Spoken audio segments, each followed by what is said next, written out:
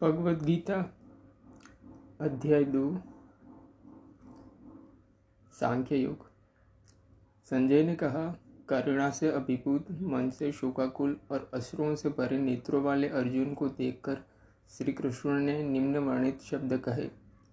परमात्मा श्री कृष्ण ने कहा, मेरे प्रिय अर्जुन, इस संकट की घड़ी में तुम्हारे भीतर यह विमोह कैसे उत्पन्न हुआ? यह सम्माननीय लोगों के अनुकूल नहीं है। हे पार्थ, इससे उच्च लोकों की प्राप्ति नहीं होती, अपितु अपयश प्राप्त होता है। अपने भीतर इस प्रकार की नपुंसकता का भाव लाना तुम्हें शोभा नहीं देता। हे शत्रु विजेता, हृदय की तुच्छ दुर्बलता का त्याग करो और युद्ध के लिए तैयार हो जाओ। अर्जुन ने कहा, हे मधुसूदन, हे शत्रुओं के दमन करता, मैं युद्ध भूमि में कैसे भीष्म और द्रोणाचार्य जैसे महापुरुषों पर बाण चला सकता हूँ, जो मेरे लिए परम पूजनीय है। ऐसे आदरणीय महापुरुष जो मेरे गुरुजन हैं को मारकर सुखपूर्वक जीवन व्यतीत करने की अपेक्षा तो भीख मांगकर इस संसार में जीवन निर्वाह करना अधिक श्रेयस्कर है। यदि हम उन्हें मारते हैं तो उसके परिणाम स्वरूप हम जिस संपत्ति और सुखों का भोग करेंगे वे रक्त रंजित होंगे। हम यह भी नहीं जानते कि इस युद्ध का परिणाम हमारे लिए किस प्रकार से श्रेयस्कर होगा, उन पर विजय पाकर या उनसे पराजित होकर। यद्यपि उन्होंने धृतराष्ट्र का पक्ष लिया है और अब वे युद्ध भूमि में हमारे सम्मुख खड़े हैं, तथापि उनको मारकर हमारी जीवित रहने की कोई इच्छा नहीं होगी। मैं किंकर्तव्य विमूढ़ हो गया हूँ और गहन चिंता में डूबकर कार्यता दिखा रहा हूँ। मैं आपका शिष्य हूँ और आपके शरणागत हूँ। कृपया मुझे निश्चय ही यह उपदेश दें कि मेरा हित किसमें है। मुझे ऐसा कोई उपाय नहीं सूझता जो मेरी इंद्रियों को सुखाने वाले इस शोक को दूर कर सके। यदि मैं धन संपदा से भरपूर इस पृथ्वी पर निष्कंटक राज्य प्राप्त कर लेता हूँ या देवताओं जैसा प्रभुत्व प्राप्त कर लेता हूँ, तब भी मैं इस शोक को दूर करने में समर्थ नहीं हो पाऊंगा। संजय ने कहा, ऐसा कहने से पश्चात गुडाकेश शत्रुओं का दमन करने वाले अर्जुन ऋषिकेश क्रुद्ध से बोला, हे गोविंद, मैं युद्ध नहीं करूंगा, और शांत हो गया। हे भरतवंशी धृतराष्ट्र, तत्पश्चात दोनों पक्षों की सेनाओं के मध्य शोककुल अर्जुन से कृष्ण ने प्रसन्न होते हुए ये वचन कहे।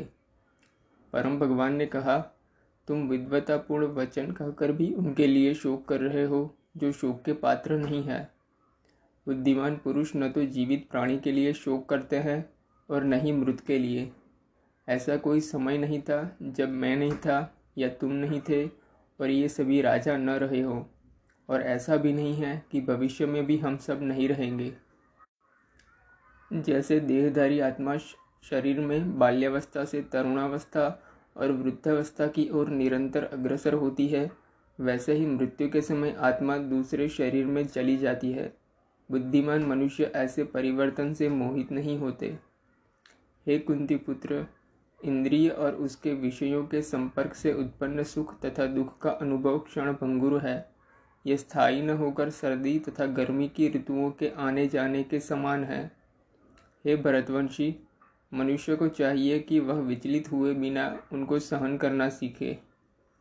हे पुरुषों में श्रेष्ठ अर्जुन, जो मनुष्य सुख तथा दुख में विचलित नहीं होता और इन दोनों परिस्थितियों में स्थिर रहता है, वह वास्तव में मुक्ति का पात्र है। अनित्य शरीर का चिरस्थायित्व नहीं है और शाश्वत आत्मा का भी अंत नहीं होता है। तत्वदर्शियों द्वारा भी इन दोनों की प्रकृति के अध्ययन करने के पश्चात निकाले गए निष्कर्ष के आधार पर इस यथार्थ की पुष्टि की गई है। जो पूरे शरीर में व्याप्त है उसे ही तुम अविनाशी समझो। उस अनश्वर आत्मा को नष्ट करने में कोई भी समर्थ नहीं है। केवल भौतिक शरीर ही नश्वर है और शरीर में व्याप्त आत्मा अविनाशी, अपरिमेयी तथा शाश्वत है। अतः हे भरतवंशी, युद्ध करो। वह जो यह सोचता है कि आत्मा को मारा जा सकता है या आत्मा मर सकती है, वे दोनों ही अज्ञानी हैं। वास्तव में आत्मा न तो मरती है और न ही उसे मारा जा सकता है। आत्मा का न तो कभी जन्म होता है न ही मृत्यु होती है, और न ही आत्मा किसी काल में जन्म लेती है, और न ही कभी मृत्यु को प्राप्त होती है। आत्मा अजन्मा, शाश्वत, अविनाशी और चिर नूतन है। शरीर का विनाश होने पर भी इसका विनाश नहीं होता। हे पार्थ, वह जो यह जानता है कि आत्मा अविनाशी, शाश्वत, अजन्मा और अपरिवर्तनीय है, वह किसी को कैसे मार सकता है या किसी की मृत्यु का कारण हो सकता है। जिस प्रकार से मनुष्य अपने फटे पुराने वस्त्रों को त्याग कर नए वस्त्र धारण करता है, उसी प्रकार मृत्यु होने पर आत्मा पुराने तथा व्यर्थ शरीर को त्याग कर नया शरीर धारण करती है। किसी भी शस्त्र द्वारा आत्मा के टुकड़े नहीं किए जा सकते, न ही अग्नि आत्मा को जला सकती है, न ही जल द्वारा उसे गीला किया जा सकता है, और न ही वायु इसे सुखा सकती है। आत्मा अखंडित और अज्वलनशील है। इसे न तो गीला किया जा सकता है और न ही सुखाया जा सकता है। यह आत्मा शाश्वत, सर्वव्यापी, अपरिवर्तनीय, अचल और अनादि है। इस आत्मा को अदृश्य, अचिंतनीय और अपरिवर्तनशील कहा गया है। यह जानकर हमें शरीर के लिए शोक प्रकट नहीं करना चाहिए। यदि तुम यह सोचते हो कि आत्मा निरंतर जन्म लेती है और मरती है, तब ऐसी स्थिति में भी हे महाबाहु अर्जुन, तुम्हें इस प्रकार से शोक नहीं करना चाहिए। जो जन्म लेता है उसकी मृत्यु निश्चित है, और मृत्यु के पश्चात पुनर्जन्म भी अवश्यंभावी है। अतः तुम्हें अपरिहार्य के लिए शोक नहीं करना चाहिए। हे भरतवंशी, समस्त जीव जन्म से पूर्व अव्यक्त रहते हैं, जन्म होने पर व्यक्त हो जाते हैं और मृत्यु होने पर पुनः अव्यक्त हो जाते हैं। अतः ऐसे में शोक व्यक्त करने की क्या आवश्यकता है। कुछ लोग आत्मा को एक आश्चर्य के रूप में देखते हैं, कुछ लोग इसे आश्चर्य बताते हैं और कुछ इसे आश्चर्य के रूप में सुनते हैं, जबकि अन्य लोग इसके विषय में सुनकर भी कुछ नहीं समझ पाते। हे अर्जुन, शरीर में निवास करने वाली आत्मा अविनाशी है, इसलिए तुम्हें किसी प्राणी के लिए शोक नहीं करना चाहिए। इसके अलावा एक योद्धा के रूप में अपने कर्तव्य पर विचार करते हुए तुम्हें उसका त्याग नहीं करना चाहिए। वास्तव में योद्धा के लिए धर्म की रक्षा हेतु युद्ध करने के अतिरिक्त अन्य कोई विकल्प नहीं होता। हे पार्थ, वे क्षत्रिय भाग्यशाली होते हैं जिन्हें बिना इच्छा किए धर्म की रक्षा हेतु युद्ध के ऐसे अवसर प्राप्त होते हैं जिसके कारण उनके लिए स्वर्ग के द्वार खुल जाते हैं। यदि फिर भी तुम इस धर्म का युद्ध का सामना नहीं करना चाहते, तब तुम्हें निश्चित रूप से अपने सामाजिक कर्तव्यों की उपेक्षा करने का पाप लगेगा और तुम अपनी प्रतिष्ठा खो दोगे।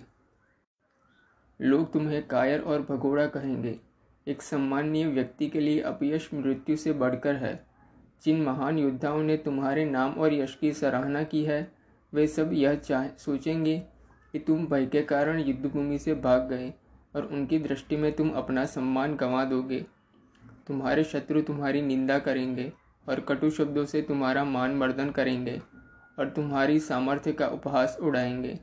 तुम्हारे लिए इससे पीड़ादायक और क्या हो सकता है। हे कुंती पुत्र, यदि तुम युद्ध करते हो, फिर या तो तुम मारे जाओगे और स्वर्गलोक प्राप्त करोगे, या विजयी होने पर पृथ्वी के साम्राज्य का सुख भोगोगे। इसलिए हे कुंती पुत्र, उठो और दृढ़ संकल्प के साथ युद्ध करो। कर्तव्यों पालन हेतु युद्ध करो। युद्ध से मिलने वाले सुख दुख, लाभ हानि को समान समझो। यदि तुम इस प्रकार अपने दायित्वों का निर्वहन करोगे, तब तुम्हें कोई पाप नहीं लगेगा।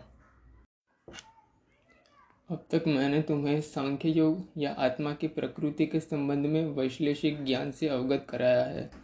अब मैं क्योंकि बुद्धि योग या ज्ञान योग प्रकट कर रहा हूँ, हे पार्थ, उसे सुनो। जब तुम ऐसे ज्ञान के साथ कर्म करोगे, तब कर्मों के बंधन से स्वयं को मुक्त कर पाओगे। इस चेतनावस्था में कर्म करने से किसी प्रकार की हानि या प्रतिकूल परिणाम प्राप्त नहीं होते, अपितु इस प्रकार से किया गया अल्प प्रयास भी बड़े से बड़े भय से हमारी रक्षा करता है।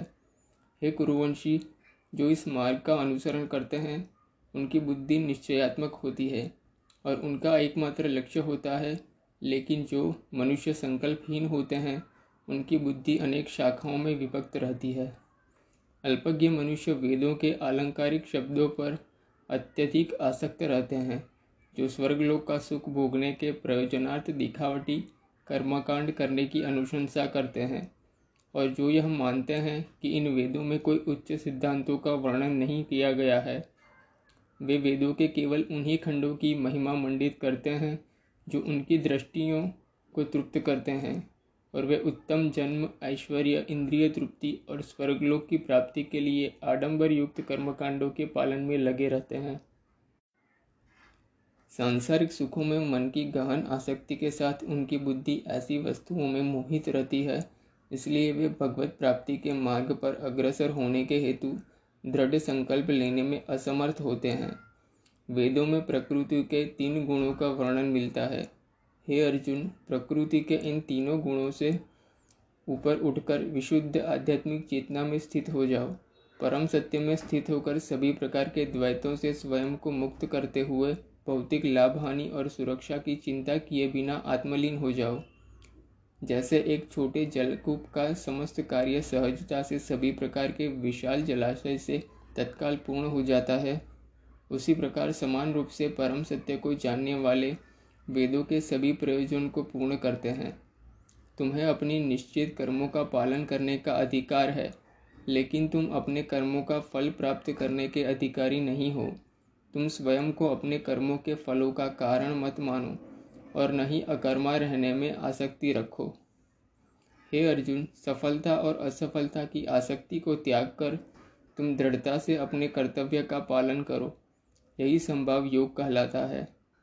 हे अर्जुन, दिव्य ज्ञान और अंतर्दृष्टि की शरण ग्रहण करो। फलों की आसक्ति युक्त कर्मों से दूर रहो, जो निश्चित रूप से दिव्य ज्ञान में स्थित बुद्धि के साथ निष्पादित किए गए कार्यों से निकृष्ट हैं। जो अपने कर्मफलों को भोग करना चाहते हैं, वे कृपण हैं।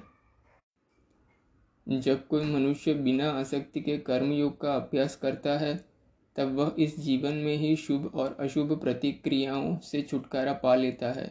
इसलिए योग के लिए प्रयास करना चाहिए, जो कुशलता पूर्वक कर्म करने की कला है। समबुद्धि युक्त ऋषि मुनि कर्म के फलों की आसक्ति से स्वयं को मुक्त कर लेते हैं, जो मनुष्य को जन्म मृत्यु के चक्कर में बांध लेती है। इस चेतना में कर्म करते हुए वे उस अवस्था को प्राप्त कर लेते हैं जो सभी दुखों से परे है।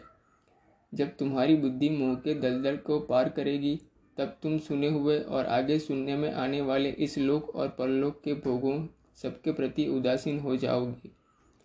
जब तुम्हारी बुद्धि का वेदों के अलंकारमयी खंडों में आकर्षण समाप्त हो जाए और वह दिव्य चेतना में स्थिर हो जाए, तब तुम पूर्ण योग की उच्च अवस्था प्राप्त कर लोगे। अर्जुन ने कहा, हे केशव, दिव्य चेतना में लीन मनुष्य के क्या लक्षण हैं? वह सिद्ध पुरुष कैसे बोलता है, कैसे बैठता है और कैसे चलता है?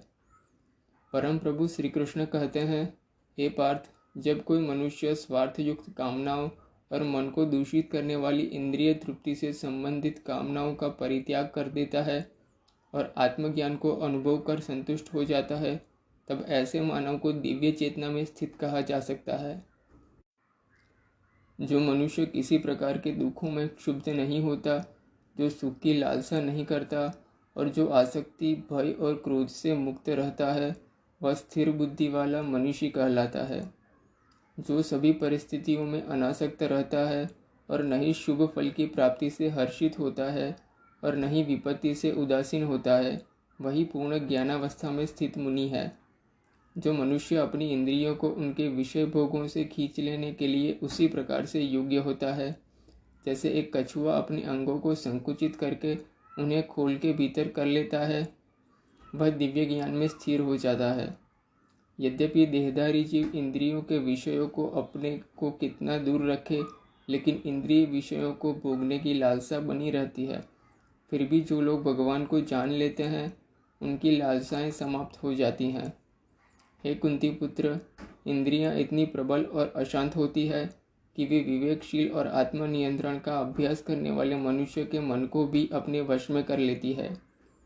वे जो अपनी इंद्रियों को वश में कर लेते हैं और अपने मन को मुझ में स्थिर कर देते हैं, वे दिव्य ज्ञान में स्थित होते हैं।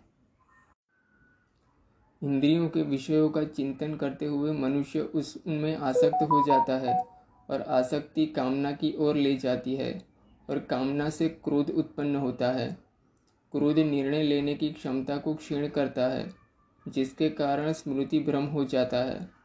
जब स्मृति भ्रमित हो जाती है तब बुद्धि का नाश हो जाता है और बुद्धि के नष्ट होने से मनुष्य का पतन हो जाता है।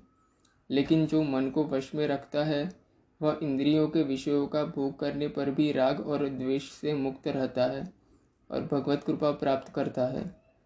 भगवान की दिव्य कृपा से शांति प्राप्त होती है, जिससे सभी दुखों का अंत हो जाता है और ऐसे शांत मन वाले मनुष्य की बुद्धि दृढ़ता से भगवान में स्थिर हो जाती है। लेकिन असंयमी व्यक्ति का अपने मन और इंद्रियों पर नियंत्रण नहीं होता, न ही उसकी बुद्धि दृढ़ होती है और न ही उसका मन भगवान के चिंतन में स्थिर हो सकता है।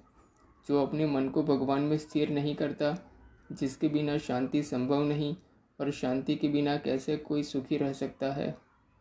जिस प्रकार प्रचंड वायु अपने तीव्र वेग से जल पर तैरती हुई नाव को दूर तक बहा ले जाती है, उसी प्रकार से अनियंत्रित इंद्रियों में से कोई एक जिसमें मन अधिक लिप्त रहता है बुद्धि का नाश कर देती है। इसलिए हे महाबाहु, जो मनुष्य इंद्रियों के विषय भोगों से विरक्त रहता है वह दृढ़ता से लोकातीत ज्ञान से युक्त हो जाता है। जिसे सब लोग दिन समझते हैं वह आत्म संयमी के लिए अज्ञानता की रात्रि है और जो सब जीवों के लिए रात्रि है वह आत्मविश्लेषी मुनियों के लिए दिन है। जिस प्रकार से समुद्र उसमें निरंतर मिलने वाली नदियों के जल के प्रवाह से विक्षुब्ध नहीं होता, उसी प्रकार से ज्ञानी अपने चारों और इंद्रियों के विषयों के आवेग के पश्चात भी शांत रहता है, न कि उस मनुष्य की भांति जो कामनाओं को तुष्ट करने के प्रयास में लगा रहता है। जिस मनुष्य ने अपनी सभी भौतिक इच्छाओं का परित्याग कर दिया है और इंद्रिय तृप्ति की लालसा, स्वामित्व के भाव और अहंकार से रहित हो गया हो, वह पूर्ण शांति प्राप्त कर सकता है। हे पार्थ, ऐसी अवस्था में रहने वाली प्रबुद्ध आत्मा जब ब्रह्म ज्ञान प्राप्त कर लेती है वह फिर कभी भ्रमित नहीं होती। तब मृत्यु के समय भी इस दिव्य चेतना में स्थित सिद्ध पुरुष जन्म और मृत्यु के बंधन से मुक्त हो जाता है और भगवान के परम धाम में प्रवेश करता है। अध्याय 2 सांख्य योग समाप्त।